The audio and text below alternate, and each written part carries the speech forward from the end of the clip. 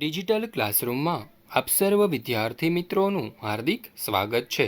ધોરણ 5 વિષય હિન્દી પાઠ 5 ચિડિયાઘર કી શેર। તો બાળમિત્રો, આ પાઠની અંદર આપણે ચિડિયાઘર એટલે કે પ્રાણી સંગ્રહાલયમાં જોવા મળતા વિવિધ પ્રાણીઓ અને પક્ષીઓ વિશે જાણકારી મેળવીશું। આ ઉપરાંત આ પ્રાણીઓ અને પક્ષીઓના ખાનપાન અને તેમની બીજી ઘણી બધી એવી રસપ્રદ બાબતો હોય છે જેના વિશે આપણે અભ્યાસ કરીશું। તો ચાલો બાળ મિત્રો, આપણે આ સરસ મજાના પાઠની શરૂઆત કરીએ। કલ ગીતા અપને દાદાજી કે સાથ ચિડિયાઘર ગઈ थी। એટલે કે ગઈકાલે ગીતા નામની છોકરી તેના દાદાજીની સાથે प्राणी संग्रहालयनी मुलाकाते गई हती। उसने देखा कि शेर के पिंजरे के पास बहुत भीड़ थी। तेणे जोयु के जे सिंहनु पिंजरू हतुं तेनी आजुबाजुमां घणा बधा लोको एकठा थयेला हता, घणा बधा लोको भेगा थया हता। ज्यारे तमे पण प्राणी संग्रहालयनी मुलाकाते जता हशो त्यारे तमे जोयुं हशे કે મોટાભાગે ભાગ્યે જ જોવા મળતા પ્રાણીઓ જેવા કે સિંહ, દીપડો, વાઘ વગેરે જેવા પ્રાણીઓના પિંજરા પાસે વધારે લોકો ભેગા થયા હોય છે। ત્યારબાદ શેર ગરજા તો સબ ડરકર પીછે હટ ગયે, અને ત્યાર પછી શેર ગરજા, ગરજા એટલે કે ગર્જના કરી, એટલે કે શેરે ગર્જના કરી તો બધા જ લોકો થોડા ડરી ગયા અને ત્યાંથી પાછળ હટી ગયા।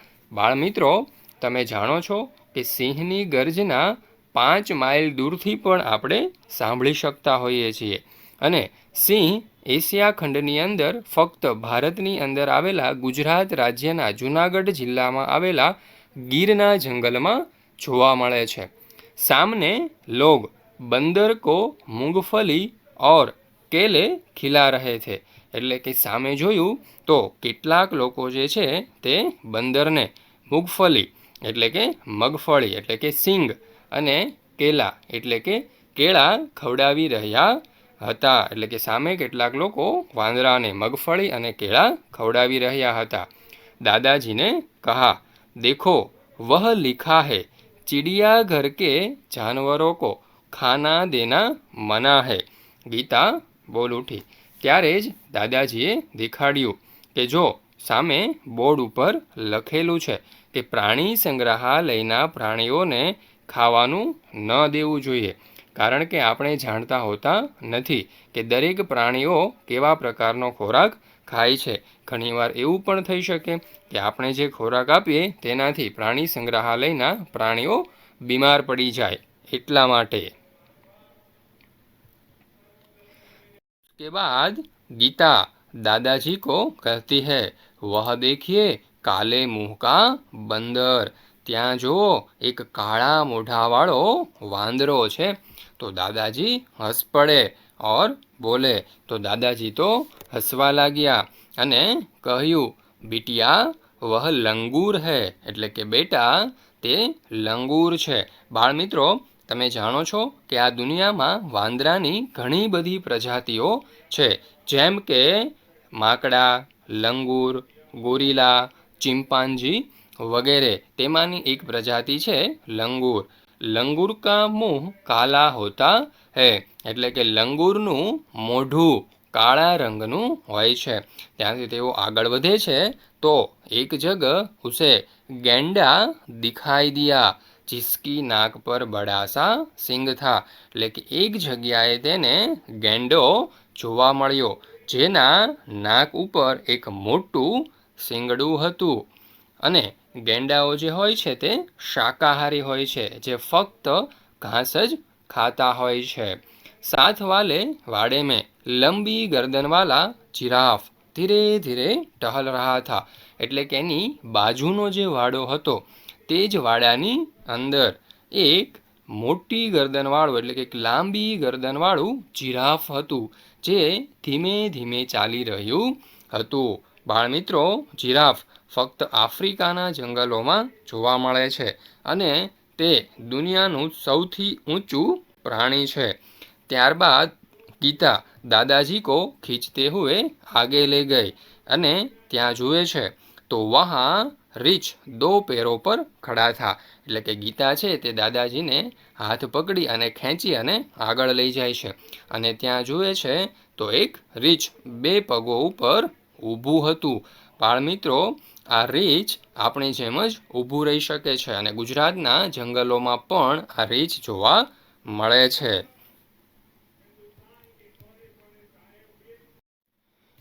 एक तालाब में रंग बेरंगी मछली और बतख तैर रही थी એટલે કે એક તળાવની અંદર રંગબેરંગી માછલીઓ અને બતક તરી રહ્યા હતા.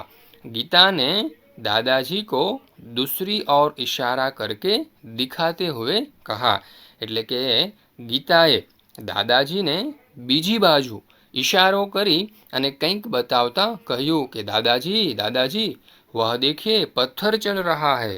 શું કીધું કે દાદાજી દાદાજી ત્યાં જો એક પથ્થર ચાલી રહ્યો છે.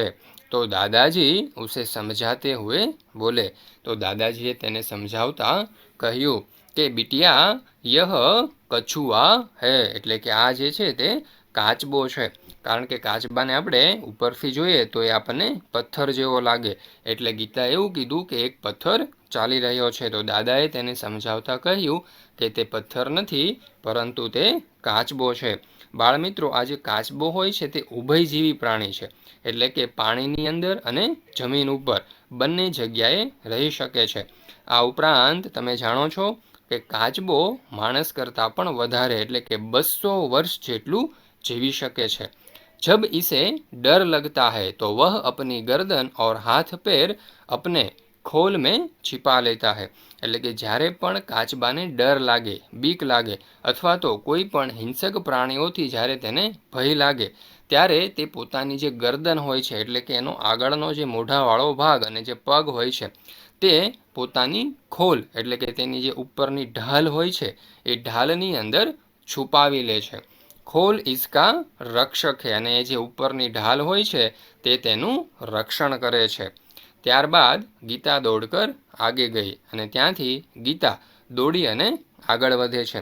પહેલાંના સમયની અંદર જ્યારે રાજા મહારાજાઓ તલવારથી યુદ્ધ કરતા હતા ત્યારે તલવારના વારથી બચવા માટે આ કાચબાની ઉપરની જે ઢાલ હોય છે તેનો ઉપયોગ કરવામાં આવતો હતો.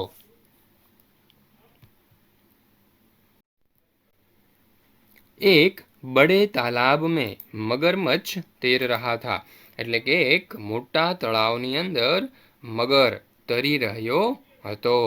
जैसे ही एक मगरमच्छ ने मुंह खोला गीता ने डर कर दादाजी का हाथ पकड़ लिया. જેવું જ એક મગરે તેનું મોઢું ખોલ્યું કે ગીતા તો ડરી ગઈ, બી ગઈ અને તેણે દાદાજીનો હાથ પકડી લીધો. कुछ और आगे एक बड़ा सा पिंजरा था અને ત્યાંથી તેઓ થોડાક આગળ વધ્યા તો ત્યાં એક મોટું પિંજરું આવ્યું. उसमें बहुत सी चिड़िया थी એટલે કે તેમાં ઘણી બધી ચકલીઓ હતી. ગીતાને ખુશી से તાલી બજાઈ. આ ચકલીઓને જોઈ ગીતા તો ખુશ થઈ ગઈ અને તે તાળીઓ પાડવા લાગી. और कहा वह देखो हरियल तोता અને કીધું કે ત્યાં જુઓ ત્યાં લીલા રંગનો પોપટ છે. દાદાજીને કહા હા और उधर देखो ત્યાં જ દાદાએ કહ્યું હા અને ત્યાં જો. वह सफेद वाला विदेशी कातुआ है એટલે કે જે સફેદ પક્ષી દેખાય છે તે વિદેશનું છે. તે વિદેશથી ભારતમાં આવ્યું છે અને તેનું નામ કાકા કૌવા છે. इसे कातुआ कहते हैं એટલે કે તેને કાતુઆ પણ કહેવામાં આવે છે. गीता चहक कर बोली दादाजी कुछ चिड़िया तो हमारे घर के पास भी दिखाई देती है जैसे चिड़िया એટલે કે ગીતાએ કહ્યું દાદાજી ઘણા બધા પક્ષીઓ તો એવા હોય છે કે જે આપણા ઘરની આજુબાજુમાં પણ આપણે જોઈ શકતા હોઈએ છીએ જેમ કે ચકલી. આ ઉપરાંત પણ બીજા ઘણા પક્ષીઓ હોય છે. તમે વિચારો જોઈએ. पिछले साल पिकनिक पर हमने बाग में नाचता हुआ मोर भी देखा था એટલે કે ગયા વર્ષે જ્યારે અમે શાળામાંથી પ્રવાસે ગયા હતા ત્યારે અમે એક નાચતો મોર પણ જોયો હતો અને નાચતો મોર જે છે તે ખૂબ જ સુંદર લાગે છે. મોરના પીછા પણ ખૂબ જ સુંદર હોય છે, જે શ્રી કૃષ્ણ ભગવાનના મુંગટ પર લગાડવામાં આવે છે. આ ઉપરાંત મોર આપણું રાષ્ટ્રીય પક્ષી પણ છે. दादाजी ने गीता को बताया कि सबसे बड़ा पक्षी शतुरमृग होता है. दादाजीए गीताने ए पण કહ્યું કે પૃથ્વી ઉપર સૌથી મોટામાં મોટું પક્ષી શાહમૃગ હોય છે. वह देखो शतुरमृग पेड़ की छाया में खड़ा है. ત્યાં જો પેલું શાહમૃગ છે તે વૃક્ષના છાયામાં ઊભું છે. चिड़ियाघर में हाथी और ऊँट की सवारी भी कर सकते हैं. એટલે કે પ્રાણી સંગ્રહાલયની અંદર આપણે હાથી અને ઊંટ જેવા પ્રાણીઓની પીઠ ઉપર બેસી તેની સવારી પણ આપણે કરી શકીએ છીએ. સામને આઈસ્ક્રીમ કા એક ઠેલા થા. એટલે કે સામે આઈસ્ક્રીમની એક દુકાન હતી. દાદાજીને અપની લકડી ટિકાઈ. એટલે કે દાદાજીએ પોતાની જે લાકડી હતી તેને એક બાજુ મૂકી, એટલે કે ટેકવી. ઓર ગીતા કે લીએ આઈસ્ક્રીમ ખરીદી. અને ગીતા માટે આઈસ્ક્રીમ લે છે. અબ તક દોનો થક ચૂકે થે. હવે આખો દિવસ તેઓ ખૂબ જ રખડ્યા હતા અને ખૂબ જ તેઓ ફર્યા હતા, તેથી તેઓ બંને થાકી ગયા હતા. વે ચિડિયાઘર કે દરવાજે સે બહાર આયે. એટલે કે તેઓ હવે જે ચિડિયાઘર એટલે કે પ્રાણી સંગ્રહાલયનો દરવાજો હતો ત્યાંથી તેઓ બહાર આવે છે અને એક બસ પકડી ઓર અપને ઘર આ ગયે. અને તેઓએ એક બસ લીધી, એટલે કે એક બસમાં બેસી ગયા અને તે બસમાં બેસી અને પોતાના ઘરે આવી જાય છે. હવે આપણે આ પાઠના શબ્દાર્થનો અભ્યાસ કરી લઈએ. चिड़ियाघर का मतलब है वह जगह जहाँ पशु पक्षी देखने के लिए रखे जाते हैं. बाड़ा का मतलब है घिरा हुआ स्थान. खोल का मतलब है कछुए के ऊपर का सख्त भाग. लंगूर का मतलब है एक विशेष प्रकार का बंदर जिसका मुंह काला तथा पूंछ लंबी होती है. हरियल का मतलब होता है हरे रंग वाला. अब हम स्वाध्याय का अध्ययन करेंगे. प्रश्न नंबर 1. प्रश्नों के उत्तर दीजिए. चिड़ियाघर की सैर के लिए कौन कौन आए थे?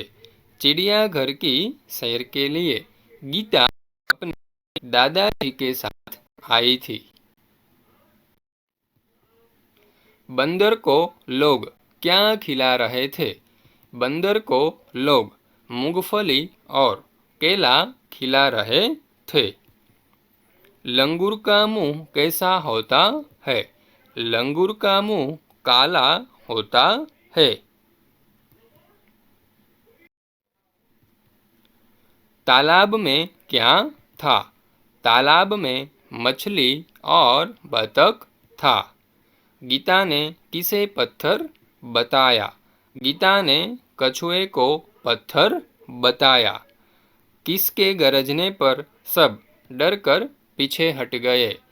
शेर के गरजने पर सब डरकर पीछे हट गए.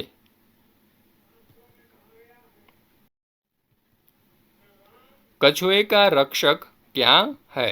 कछुए के शरीर का खोल उसका रक्षक है. विदेशी पक्षी का नाम क्या था? विदेशी पक्षी का नाम कातुआ था. सबसे बड़े पक्षी का नाम लिखिए. सबसे बड़े पक्षी का नाम शतुरमृग है. किसके पिंजरे के पास बहुत भीड़ थी? शेर के पिंजरे के पास बहुत भीड़ थी. किसकी गर्दन लंबी होती है?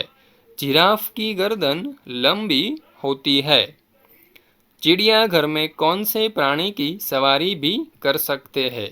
चिड़ियाघर में हाथी और ऊंट जैसे प्राणी की सवारी भी कर सकते हैं. प्रश्न नंबर 2, हिंदी शब्दों के सामने गुजराती कीजिए। शेर का गुजराती सिंह, बंदर का गुजराती वांदरो, गेंडा का गुजराती गेंडो, जिराफ का गुजराती जिराफ, भालू का गुजराती रीछ, मछली का गुजराती माछली, बतख का गुजराती बतख, कछुआ का गुजराती काचबो, मगर का गुजराती मगर, तोता का गुजराती पोपट।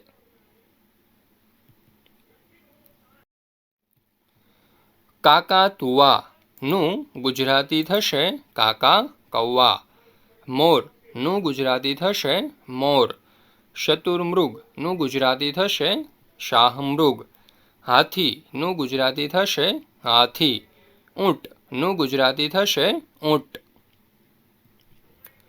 કેલા નું ગુજરાતી થશે કેળા, મૂંગફળી નું ગુજરાતી થશે મગફળી।